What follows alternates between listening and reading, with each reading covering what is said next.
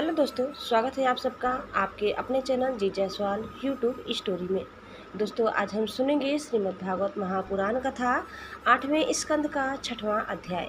इस अध्याय में हम जानेंगे देवताओं और दैत्यों का मिलकर समुद्र मंथन के लिए उद्योग करना।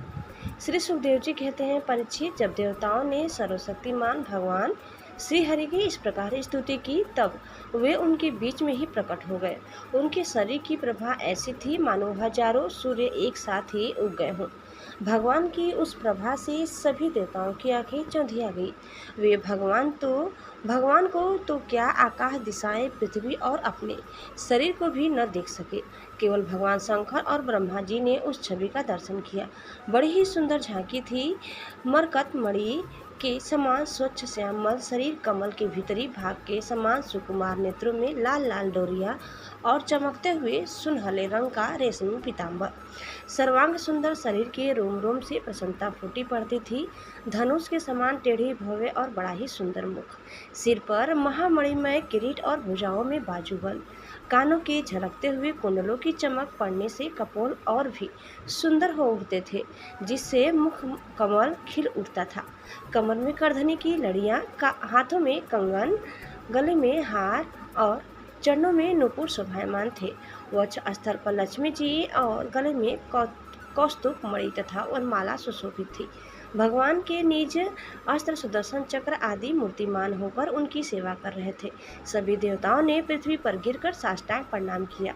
फिर सारे देवताओं को साथ ले शंकर जी तथा ब्रह्मा जी परम पुरुष भगवान की स्तुति करने लगे। ब्रह्मा जी ने कहा, जो जन्म, स्थिति और प्रलय से कोई संबंध नहीं रखते, जो प्रकृति गुणों से रहित एवं मोक्ष स्वरूप परमानंद के महान समुद्र है, जो सूक्ष्म से भी सूक्ष्म है और जिनका स्वरूप अनंत है, उन पर ऐश्वर्यशाली प्रभु को हम लोग बार बार नमस्कार करते हैं। पुरुषोत्तम, अपना कल्याण चाहने वाले साधक वेदोक्त एवं पंचरात्रोक्त विधि से आपके इसी स्वरूप की उपासना करते हैं। मुझे भी रचने वाले प्रभु, आपके इस विश्वमय स्वरूप में मुझे समस्त देवगणों के सहित तीनों लोग दिखाई दे रहे हैं। आप में ही पहले यह जगत लीन था, मध्य में भी यह आप में ही स्थित है और अंत में भी यह पुनः आप में ही लीन हो जाएगा। आप स्वयं कार्य कारण से परे परम स्वतंत्र हैं। आप ही इस जगत के आदि, अंत और मध्य है। वैसे ही जैसे घड़े का आदि, मध्य और अंत मिट्टी है, आप अपने ही आश्रय रहने वाली अपनी माया से इस संसार की रचना करते हैं और इसमें फिर से प्रवेश करके अंतर्यामी के रूप में विराजमान होते हैं। इसीलिए विवेकी और शास्त्रज्ञ पुरुष बड़ी सावधानी से अपने मन को एकाग्र करके इन गुणों की, विषयों की भीड़ में भी आपके निर्गुण स्वरूप का ही साक्षात्कार करते हैं। जैसे मनुष्य युक्ति के द्वारा लकड़ी से आग, गौ से अमृत के समान दूध, पृथ्वी से अन्न तथा जल और व्यापार से अपनी आजीविका प्राप्त कर लेते हैं, वैसे ही विवेकी पुरुष भी अपनी शुद्ध बुद्धि से भक्ति योग, ज्ञान योग आदि के द्वारा आपको इन विषयों में ही प्राप्त कर लेते हैं और अपनी अनुभूति के अनुसार आपका वर्णन भी करते हैं। कमलनाभ, जिस प्रकार दावाग्नि से झुलसता हुआ हाथी गंगा जल में डुबकी लगाकर सुख और शांति का अनुभव करने लगता है, वैसे ही आपके आविर्भाव से हम लोग परम सुखी और शांत हो गए हैं। स्वामी, हम लोग बहुत दिनों से आपके दर्शनों के लिए अत्यंत ललायित हो रहे थे। आप भी हमारे बाहर और भीतर की आत्मा है। हम सब लोकपाल जिस उद्देश्य से आपके चरणों की शरण में आए हैं, उसे आप कृपा करके पूर्ण कीजिए। आप सबके साक्षी हैं, अतः इस विषय में हम लोग आपसे और क्या निवेदन करें। प्रभु, मैं, शंकर जी, अन्य देवता, ऋषि और दक्ष आदि प्रजापति सब के सब अग्नि से अलग हुई चिंगारी की तरह आपके ही अंश है और अपने को आपसे अलग मानते हैं। ऐसी स्थिति में प्रभु, हम लोग समझ ही क्या सकते हैं। ब्राह्मण और देवताओं के कल्याण के लिए जो कुछ करना आवश्यक हो, उसका आदेश आप ही दीजिए और आप वैसा स्वयं भी कर भी लीजिए। श्री सुखदेव जी कहते हैं, ब्रह्मा आदि देवताओं ने इस प्रकार स्तुति करके अपनी सारी इंद्रियां रोक ली और सब बड़ी सावधानी के साथ हाथ जोड़कर खड़े हो गए। उनकी स्तुति सुनकर और उसी प्रकार उनके हृदय की बात जानकर भगवान मेघ के समान गंभीर वाणी से बोले, परीक्षित, समस्त देवताओं के तथा जगत के एकमात्र स्वामी भगवान अकेले ही उनका सब कार्य करने में समर्थ थे। फिर भी समुद्र मंथन आदि लीलाओं के द्वारा विहार करने की इच्छा से वे देवताओं को संबोधित करके इस प्रकार कहने लगे। श्री भगवान ने कहा, ब्रह्मा, शंकर और देवताओं, तुम लोग सावधान होकर मेरी सलाह सुनो। तुम्हारे कल्याण का यही उपाय है। इस समय असुरों पर काल की कृपा है, इसलिए जब तक तुम्हारे अभ्युदय और उन्नति का समय नहीं आता, तब तक तुम दैत्य और दानों के पास जाकर उनसे संधि कर लो। देवताओं कोई बड़ा कार्य करना हो तो शत्रुओं से भी मेल मिलाप कर लेना चाहिए। यह बात अवश्य है कि काम बन जाने पर उनके साथ सांप और चूहे वाला बर्ताव कर सकते हैं। तुम लोग बिना विलंब के अमृत निकालने का प्रयत्न करो।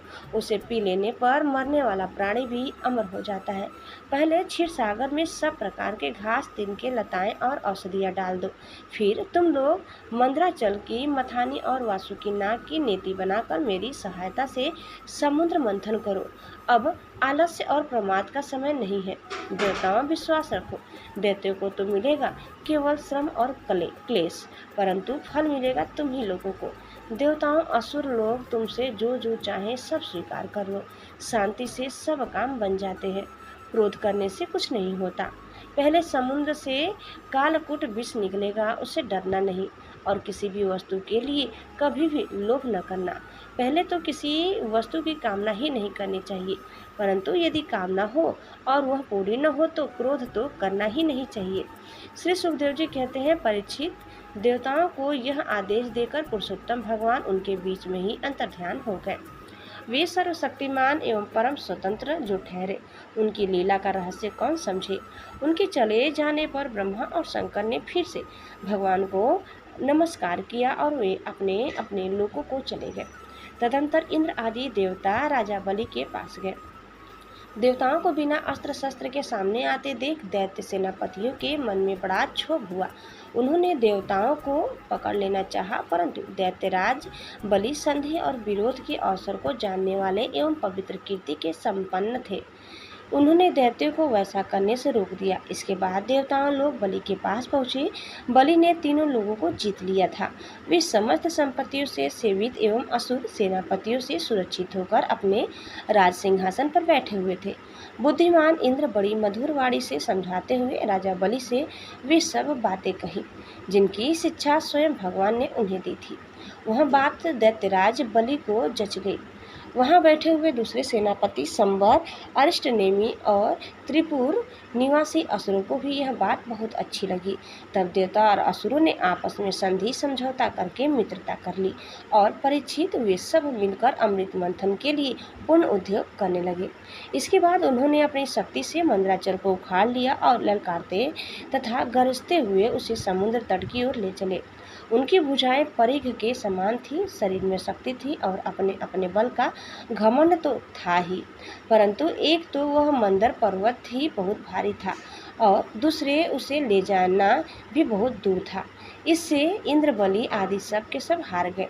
जब ये किसी प्रकार भी मंदराचल को आगे न ले जा सके, तब विवश होकर उन्होंने उसे रास्ते में ही पटक दिया। वह सोने का पर्वत मंदराचल बड़ा भारी था। गिरते समय उसने बहुत से देवता और दानों को चकनाचूर कर डाला। उन देवता और असुरों के हाथ, कमर और कंधे टूट ही गए थे। मन भी टूट गया। उनका उत्साह भंग हुआ। देव गरुड़ पर चढ़े हुए भगवान सहसा वहीं प्रकट हो गए। उन्होंने देखा कि देवता और असुर पर्वत के गिरने से पिस गए हैं। अतः उन्होंने अपनी अमृतमयी दृष्टि से देवताओं को इस प्रकार जीवित कर दिया मानो उनके शरीर में बिल्कुल चोट ही न लगी हो। इसके बाद उन्होंने खेल ही खेल में एक हाथ से उस पर्वत को उठाकर गरुड़ पर रख लिया और स्वयं भी सवार हो गए। फिर देवता और असुरों के साथ उन्होंने समुद्र तट की यात्रा की। पक्षीराज गरुड़ ने समुद्र के तट पर पर्वत को उतार दिया। फिर भगवान की विदा करने पर गरुड़ जी वहां से चले गए। दोस्तों, इस प्रकार कथा यही समाप्त होता है। उम्मीद करते हैं कि आपको हमारी आज की यह कथा जरूर पसंद आई होगी। कैसी लगी कमेंट करके बताइए। चैनल में नए हैं तो प्लीज़ लाइक, शेयर और सब्सक्राइब करना न भूलें। दोस्तों, आगे की कथा सुनने के लिए आप दूसरे वीडियो को अवश्य देखिएगा। तब तक धन्यवाद। जय श्री कृष्णा, जय श्री मन नारायण। एक बार प्रेम से बोलिए श्री बांके बिहारी लाल की जय।